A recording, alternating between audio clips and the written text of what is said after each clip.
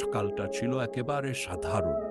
কেউ কাজে আসছিল, কেউ দোকান খুলছিল, কেউ ফোনে কথা বলছিল। ঠিক বিমান উঠছে আকাশে। একটি বিমান, এটা কারো সন্তান, কারো বাবা মা, কারো বন্ধু বা প্রিয়জনের প্রিয় গন্তব্যে আসছিল। হঠাৎ এন থমকে গেল সব কিছু। এক বিকট শব্দ, তারপর ঠোকা, আগুন আর চিৎকার। মানুষ দরে পালাচ্ছে, কেউ আবার দাঁড়িয়ে আছে স্তব্ধ হয়। এন কিছুই বিশ্বাস করতে পারছে না। আগুন নিবানোর চেষ্টা চলছিল, কিন্তু এ আগুন লেগেছে মায়ের কোল খালি করে, তা কেবল পানি দিয়ে নেভানো যায় না।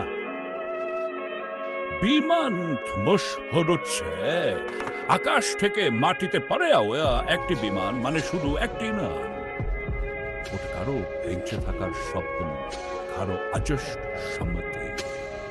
নিস্তব্ধ রাস্তা, সাদা কালো। জীবন অনেক ছোট, একটা মুহূর্তেই সব শেষ হয়ে যেতে পারে। আমরা কি একবার ভাবি আজ যাদের হারিয়েছি তারা যদি আরেকটু নিরাপদ থাকতো, আরেকটু সতর্কতা থাকতো, হয়তো আজ আমাদের গল্পটা অন্যরকম হতো। শিমুলের ডায়েরি। আমরা কান্দি, আমরা হাবি, আমরা বলি। সত্যি গল্প